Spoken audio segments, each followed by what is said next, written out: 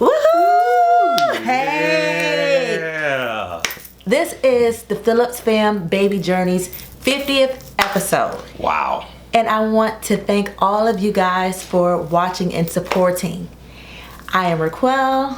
And I'm Derrich. And I want you to go ahead and hit that subscribe button and join the family. Today is a little bit different of an episode.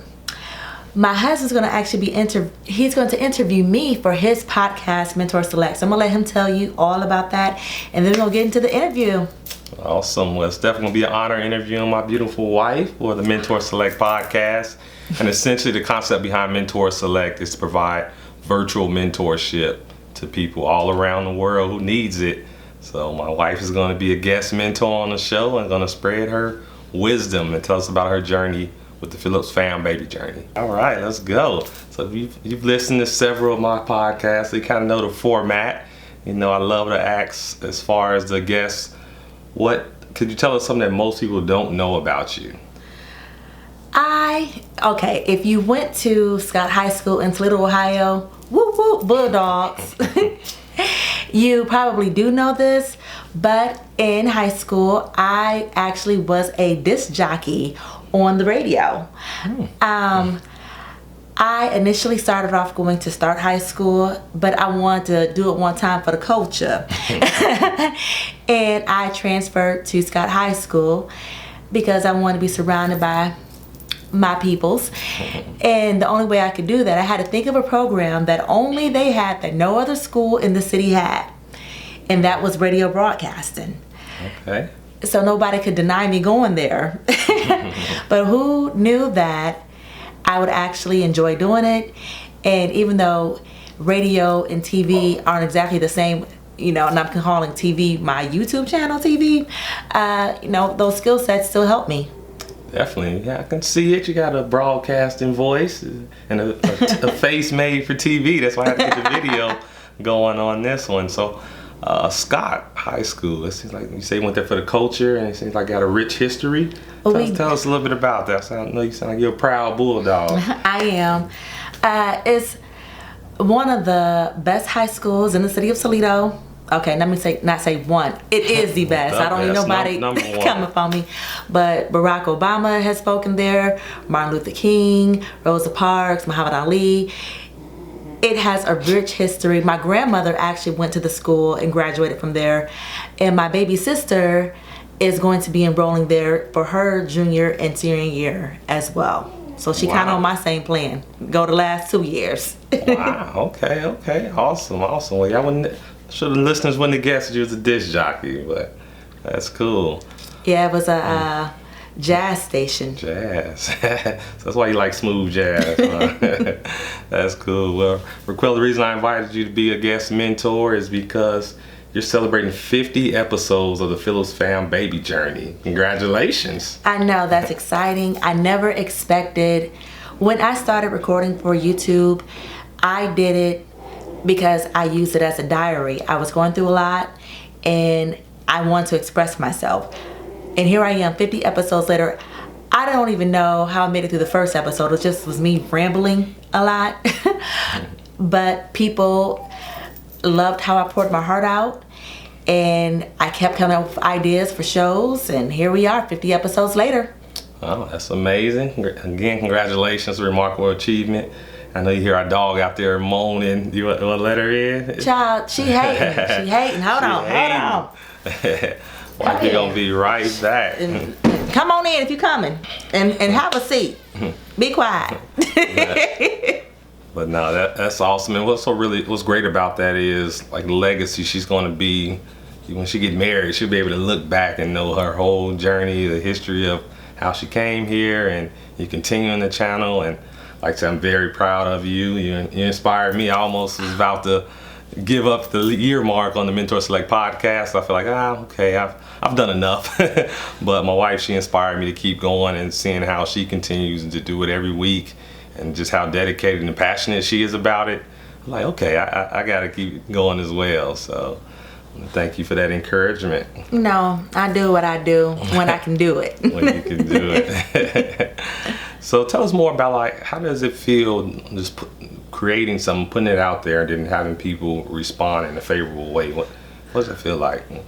At first, I was really nervous to release the first episode because I was talking about a subject that was so personal. And if you have not ever watched any episode of the Phillips Fam Baby Journey, or if you are not familiar with the Mentor Select podcast, as I'm sure he may have, mentioned that we have a daughter that was created via IVF. Before we started the process, big time. Our dog is she crazy. But before we started the process, I was feeling as though I was alone in a vacuum, and I knew that there had to be other women who shared my story or would be supportive on my journey. So doing the channel, it definitely was me opening a window to my soul, because I buried it all. And it was like, oh my gosh, are they gonna like this? Are they gonna watch it? Am I telling too much? Because I'm not a super private person, but no one knew the struggle that I was dealing with. So opening up took a lot for me to do that. And every week I get more comfortable, with sharing what's going on in my life. I'm dancing and I can't dance on YouTube, where millions of people could possibly see it one day. I'm making some crazy videos that my daughter's gonna see and probably cringe at one day.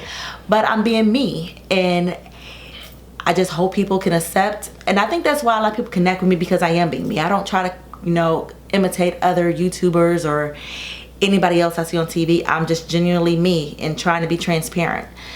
And I think that's what's helped me, build an audience. I'm at 655 subscribers so far. Wow. I mean, granted, there's people with millions of subscribers out there, and I'm going to be one of them one day, because I'm putting it in the atmosphere, speaking that into existence.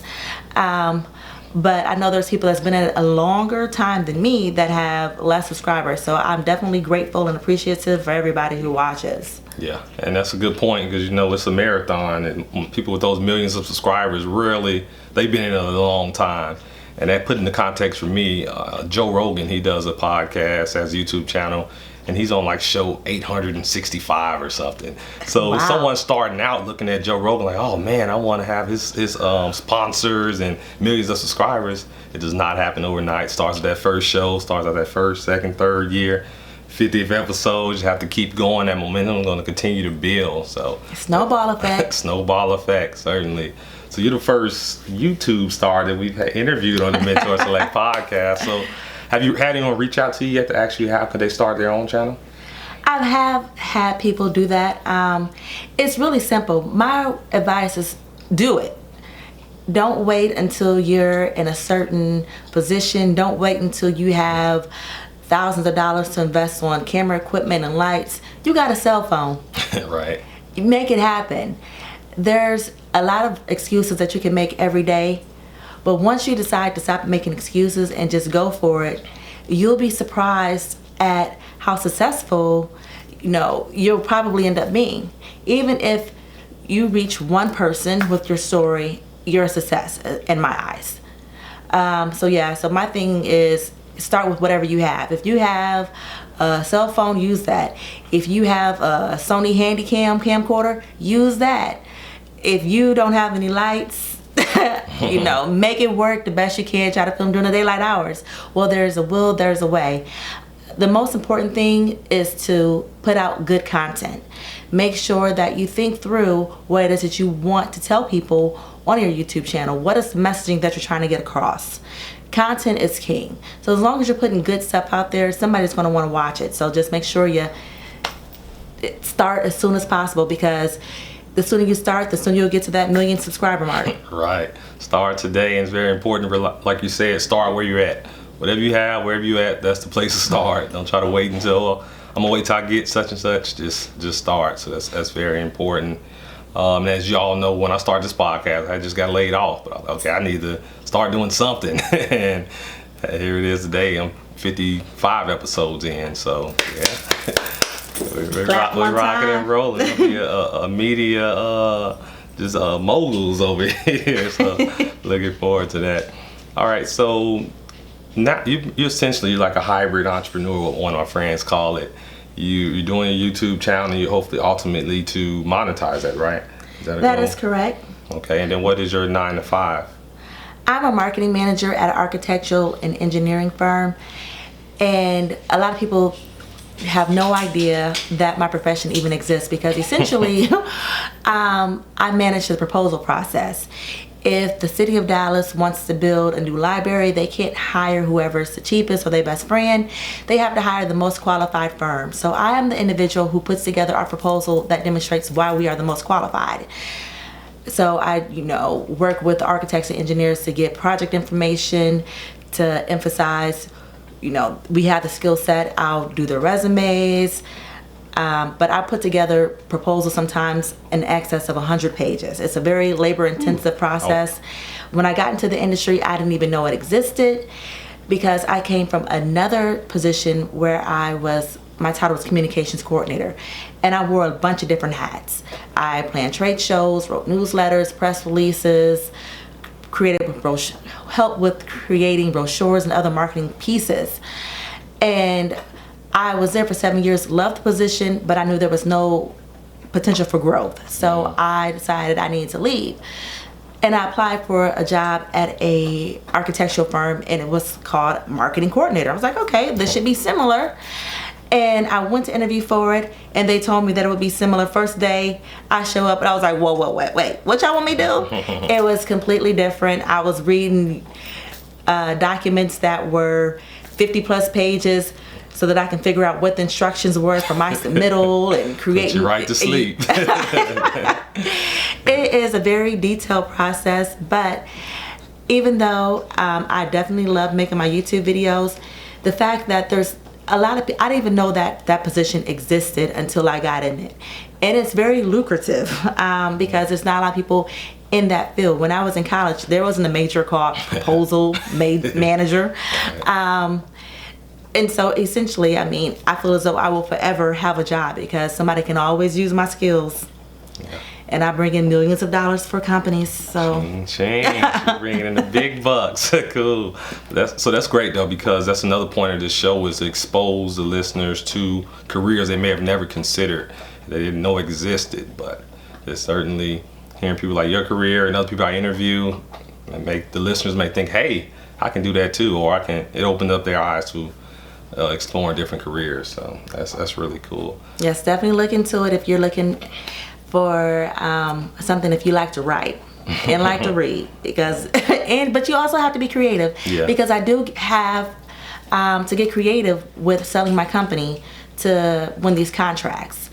I use InDesign to create it, so I get to lay out templates and make things colorful and create graphics.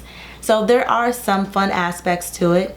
And in the position that I have now, it's not just proposals. I also, I'm responsible for website maintenance. I'm going to be creating a whole new website for the company once I come off maternity leave. Wow.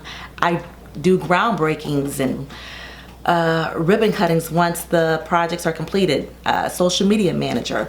So there's a lot that I do in my current position versus the last couple I had. I was strictly into proposals, and I was like, oh Lord, I need to switch it up a little bit, a little variety. So you're a lot more happier and less stressed in this new position. So tell the listeners how you balance both being an entrepreneur, doing a YouTube channel, and having a 9 to 5, and now being a mom. Time and a wife. Can't forget that part. Man, listen, busy juggling multiple balls. Time management is essential. A lot of people have asked me, like, how do you do everything that you do? Like, I'd be tired just watching you do some of the stuff you do. But it's all about figuring out how can you multitask and what can you outsource. I know that there's a lot of people who like to watch cleaning videos on YouTube for whatever reason. I don't understand it. Cleaning? Yes, people. There's people who have channels where all they do is clean their house or clean different stuff, and people watch it, and they have millions of subscribers and millions of views. And I'm just like, I'll be bored to death, child. I'm like, watching somebody clean, because I don't really clean my own house. I'm gonna be honest. We have a housekeeper who, comes and cleans the house. So That's why y'all probably never see a clean with me video on my channel. I typically cook whatever we're gonna have for dinner on Sunday for the week. So I'll cook a bunch of food and I don't have to worry about cooking again.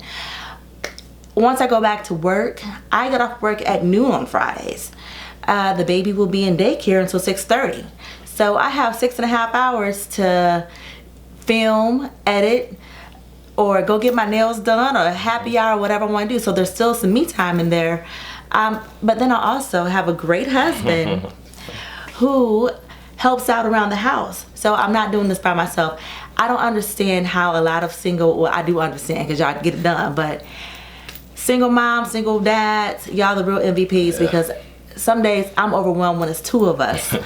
But just one of me, if it was just me, there's no way that I think that I would be able to have a career and also do YouTube, be a wife, be a mother, and I have a heck of a social life as well. So I'm a great friend, and I'm still, in communication with them to see what's going on with their life.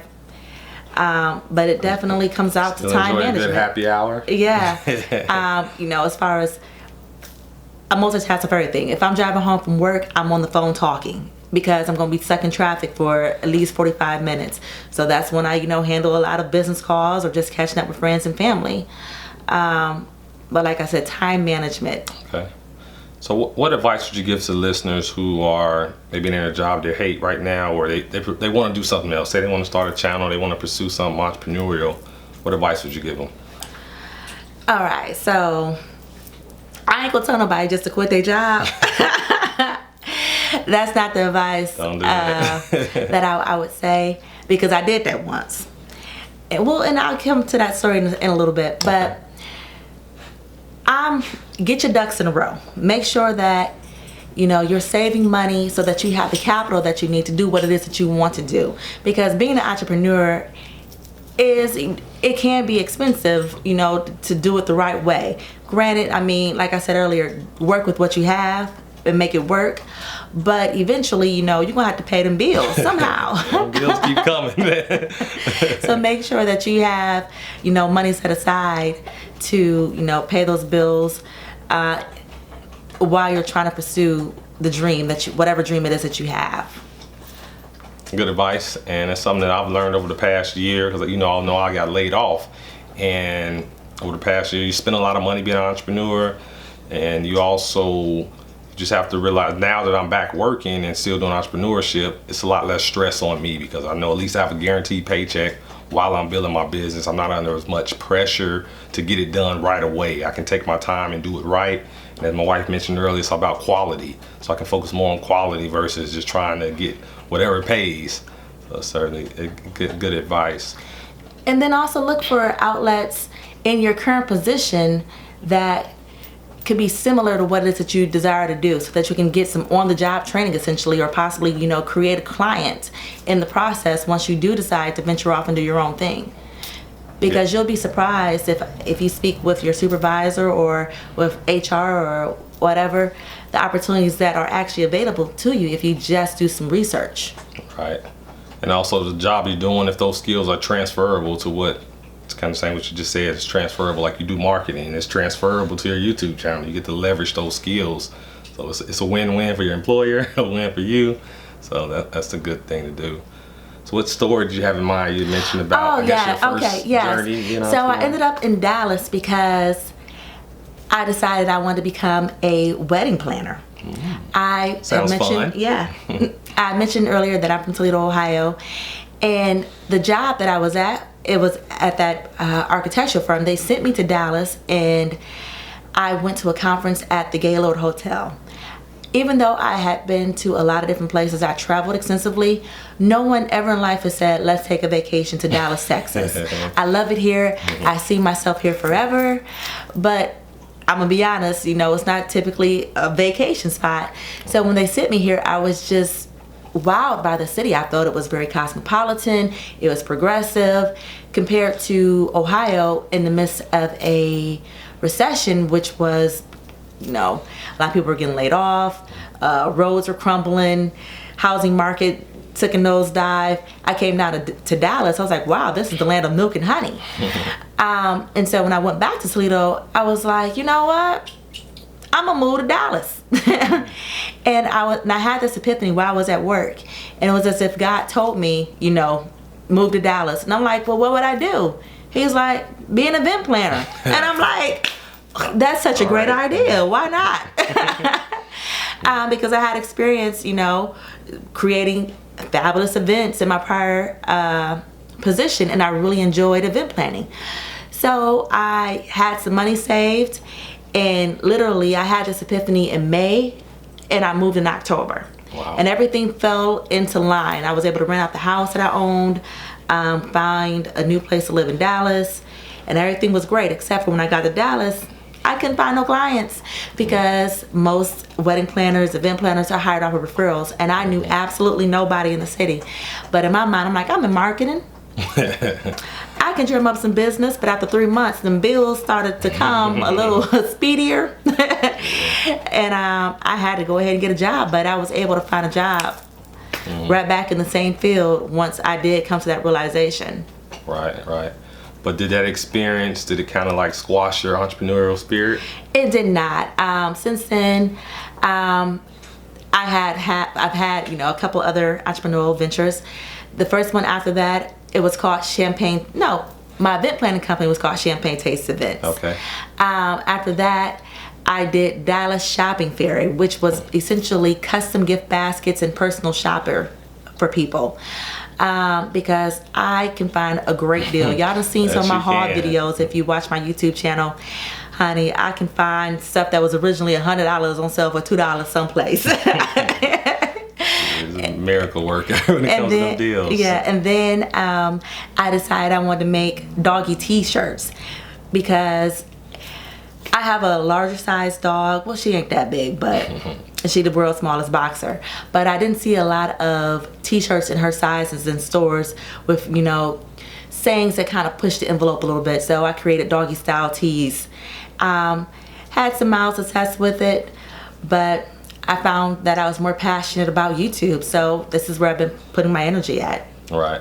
That's a good example, because you try different adventures and you realize, even though you may be making money, you may realize like your heart's not really there, you're not passionate about it, but you just keep going. You figure out what you are passionate about, and that's what you did. You didn't let that first, second, third experience say, okay, I'm done. You kept going. Now you found what you're passionate about. That's what this channel is all about. So follow your passions and lead to your dream career. And once you're making them big bucks on YouTube, it's gonna be your dream career. Your legacy be on the beach. Hopefully I'm there too. I don't have to be at work. But yeah, I started looking forward to that. Now let's get into mentorship. What does mentorship mean to you? Basically, you know, showing somebody else the pitfalls to avoid, so that they can achieve a greater level of success than you have. It's not about, you know, so they can do what it is that you do. If you're gonna mentor somebody, your job should be to make sure that they go further than what you went, in my opinion. Right. So what role have mentors played in your career? Obviously an important part. I definitely believe in mentorship. It's definitely important and it is needed. Everybody should have a mentor. I have a mentor in my actual career for my marketing manager position.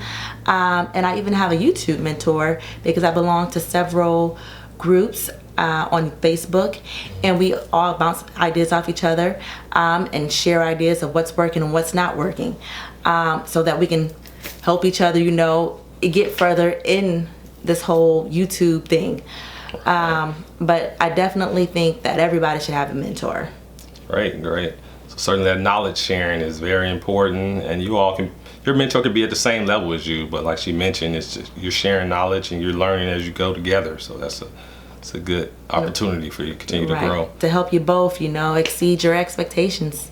Absolutely. So what are some challenges you've encountered so far being a YouTube star? He keeps saying the word star, but I guess he put it in the atmosphere, and I like that. I think one of my biggest challenges is, you know, getting people to see my videos. There's a billion people out there that watch YouTube every day, but there's also at least a good million people out there that make YouTube videos. So making sure that my content is seen over somebody else's is, pretty much the biggest challenge that I'm having now. I've had, great viewership, and I'm thankful for every view that I've had. I have over 20,000 views on my channel so far. But my goal is to get 20,000 views on one video, and that definitely is doable. It's all about getting those right keywords when I'm posting my video with that search engine optimization, and just marketing it, because I feel like I'm on the cusp. I'm on the cusp. One of them going viral, and everything can change once that happens. Overnight, just a blink of an eye. Yeah, because there was a story that was going all around all my YouTube groups. There's a girl who pretty much got like a million YouTube subscribers in 3 days, and she only had 2 videos. And so her whole channel was about living out of a van. But people like, what they like. Resonated. Yeah. Yeah. But I think the challenge too, when you have that overnight success, is knowing how to sustain it. So I'm not sure what she's doing now. Maybe she continued doing it well, but yeah, sometimes you get the overnight success, you don't know the formula, it just kind of happened. Now you got to try to maintain it and keep growing. That could be the real challenge. So it is kind of good to start from the bottom and work your way up. Then once you do get all those million subscribers and views, you know the formula. So you'll certainly keep it going. Yeah, I'm grinding it out. Grind. It's awesome. So Requill, as we get ready to wrap up this interview, we'd really like to leave the listeners with just some words of wisdom. What would you tell the viewers as far as just pursuing their passions, or just what words of wisdom would you leave them with? As I already mentioned, that I had several other business ventures before starting my YouTube channel, but this is the one that I'm the most passionate about. So my advice is find something that you're passionate about now. This is where I want to be clear. Just because you're passionate about it don't mean that you're gonna make money doing it. And that's the difference with this business venture. Yes, eventually I do want to monetize it. Right now I don't make a penny from it, may not ever make a penny from it, but I'm fine with that because I'm doing something that I'm passionate about. If you do something that you're passionate about, you can do it 50 episodes, you can do it 100 episodes, you can do it 800 episodes, you can do it 1,000. But if you do something that you're not passionate about, you are going to burn out and fizzle. And that is what happened with my other business ventures. Yeah, at first, I thought, oh, this would be a great idea. Doggy t-shirts, custom gift baskets. But once I'm in the trenches doing it every day, it's like, I really don't like making these t-shirts. I really don't like going shopping for other people. But with the YouTube channel, the passion is still there. And I started making videos, even though I didn't launch the channel until October. I started making the videos in July. So I've been filming for over a year at this point. I just had to hold the videos because I wanted to make sure that when I shared them, we were actually pregnant, because I didn't want to have to share, a miscarriage while I was going through the miscarriage. But if I would have, because I'm all about being transparent, it would have been shown, but just when I was ready to share that information. But so this is the longest that I've stuck with a business so far. And I call YouTube a business. Right? Like I said, I'm not making any money yet, but I'm perfectly fine if I never do. Because I'm passionate about it. But you have a solid plan to make money, and the money is there to be made. And a lot of entrepreneurs don't make money the first couple of years they're in business. So that's not uncommon. Money's going out the door, but you're not making money. You're building that clientele, you're building that brand, and then one day you wake up, then the money starts pouring in. So it's coming, but definitely some valuable advice you gave the listeners, and practical. Because it's easy to say follow your passions, but it's a lot more to it. You have to work for it. You have to really want it. So we certainly appreciate Requill Phillips coming on the Mentor Select podcast. You gave the listeners a lot of great advice and things that they can take action on today. All right, well, we want to thank you for tuning in to this episode of the Phillips Fam Baby Journey. I'm out. Peace.